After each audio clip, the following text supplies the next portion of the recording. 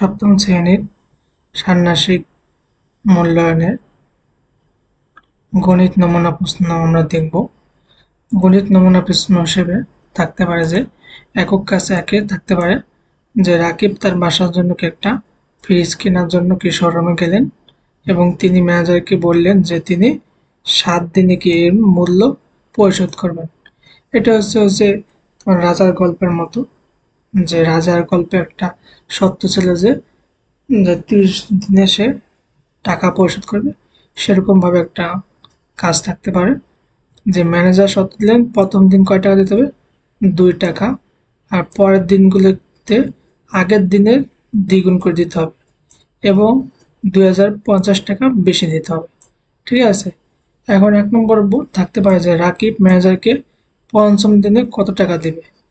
এটা কি সূচকের গুণের সাহায্যে তোমরা সমাধান করবা, যে রাজার গল্পের যে অঙ্ক ছিল। ঠিক আছে, এই যে এখানে রাজার গল্পে ছিল যে প্রথম দিন সে 1 টাকা নেবে, এভাবে কি দ্বিতীয় দিন দ্বিগুণ। ঠিক একইভাবে এরকম একটা একক কাজ থাকতে পারে যে 50 দিন ধরে সে চিত্রকর্মের মূল্য নেবেন, আর এটা ফ্রিজ, টিভি যাই হোক এরকম থাকতে পারে। তো 5 দিনেরটা বের করবা, পঞ্চম দিন পর্যন্ত টাকার পরিমাণ বের করবা। এখানে প্রথম দিনে কয় টাকা দিবে, 2 টাকা, আর এখানে প্রথম দিনে কয় টাকা ছিল, 1 টাকা। তারপর 2 নম্বর দেখতে পারে যে ফ্রিজটির মূল্য কত ছিল, মূল্য কয় দিনে সে মূল্য দিচ্ছে, 7 দিন। 7 দিনে বের করবা, 7 দিনে টোটাল যত আসে সেটা যোগ করবা এবং তার থেকে 2050 টাকা কি বেশি, মানে কি এই টাকাটা তাকে বেশি দিতে বলছে, তো এই টাকাটা কি বিয়োগ হবে। টোটাল টাকার থেকে 2050 টাকা বিয়োগ দিলেই ফ্রিজের মূল্য বের হয়ে যাবে। তারপর 3 নম্বর দেখতে পাওয়া যায় রাকিব চতুর্থ ও সপ্তম দিনে মোট কত টাকা করেছে তার সূচকের যোগের সাহায্যে নির্ণয় করো। ঠিক আছে, তারপর এখানে থাকতে পারে যে রাকিব ফ্রিজটি সুরক্ষিত রাখার জন্য একটা গোপন কোড সেট করলো, আর কোডটি একটা ডায়াগ্রাম অঙ্কন করে রাখলেন।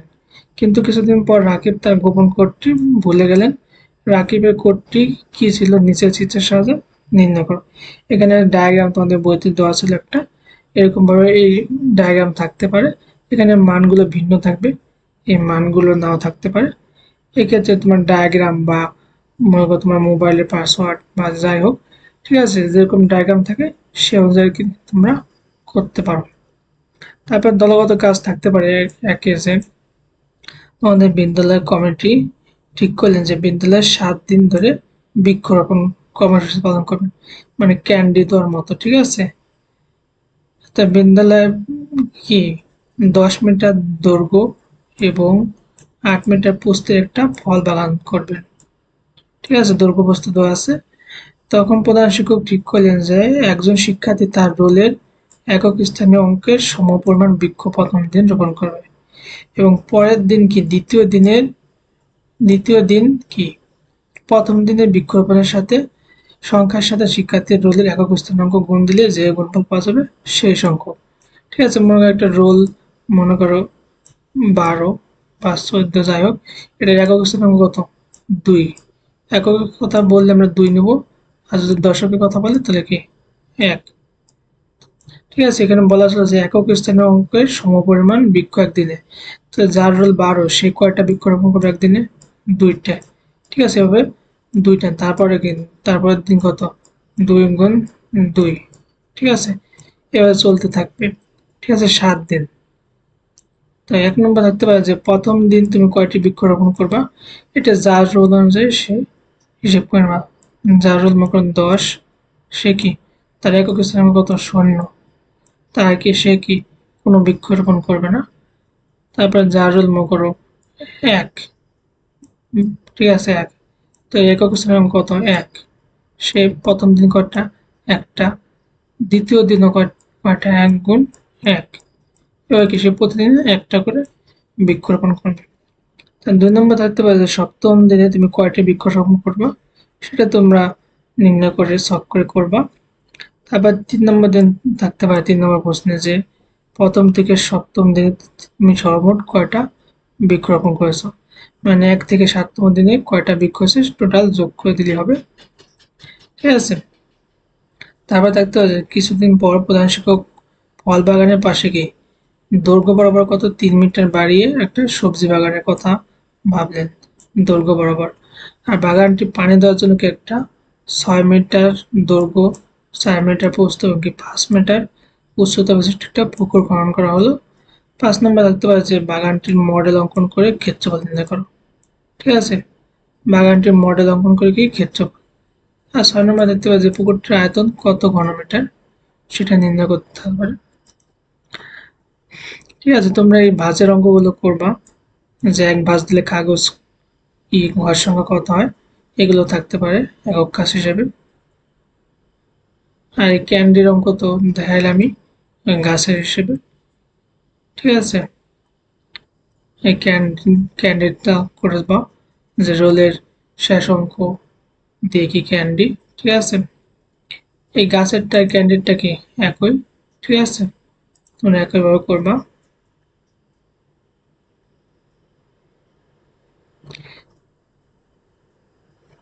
তারপর এরকম শখ থাকতে পারে, শখ থাকলে তোমার রোল অনুযায়ী কি তুমি ভিত্তি নিবা, তারপর কাজ করবা।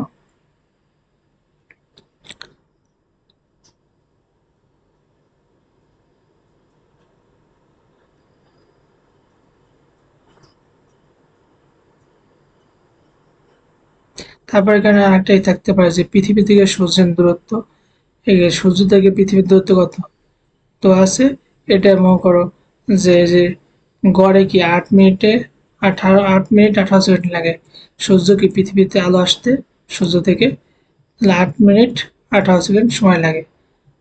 ঠিক আছে, এগুলোকে তোমার গাণিতিক আকারে বা সূচকীয় আকারে প্রকাশ করা থাকতে পারে, যেমন এখানে আলোর বেগ দেওয়া আসলো, এটা কি সূচক আকারে প্রকাশ ছিল। ঠিক আছে, এরকম থাকতে পারে। তার পৃথিবী থেকে সূর্যের দূরত্ব এটাও থাকতে পারে।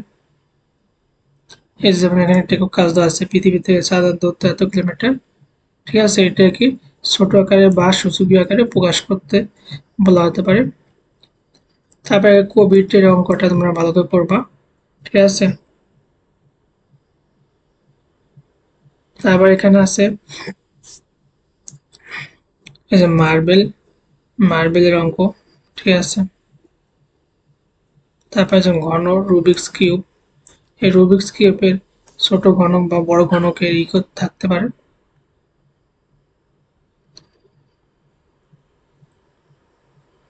আর এই সূচকের গুণগুলোও থাকার সম্ভাবনা আছে, ছোট ছোট অঙ্ক আছে, এগুলো না থাকার সম্ভাবনা বেশি। তারপরে যে সংখ্যা আকার গুণ, এগুলো তোমরা করে যাবা। আর বাগানের তো বললামই, বাগানের অঙ্কগুলো তোমরা ভালো করে দেখবা। তারপরে যে কাগজ কেটে বা টাইলস সি। ঠিক আছে, কাগজ কেটে বীজগণিতিক রাশির মডেল, এই কাগজ কেটে গুণফল নির্ণয়, এগুলো আসার সম্ভাবনা অনেক বেশি। এই গুণফলগুলোকে নির্ণয় করে দেখবা, হচ্ছে কাগজ কেটে গুণ।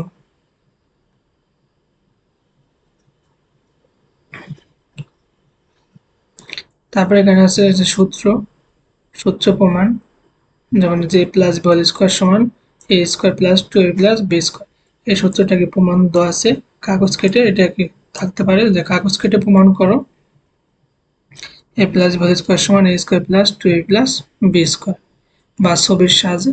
ঠিক আছে, যেভাবে থাকে এভাবে করতে হবে কাগজ কেটে, তোমরা বিভিন্ন রং করে করবা এভাবে। কাগজ কেটে প্রমাণ করো, এই সূত্রগুলো প্রমাণ থাকতে পারে।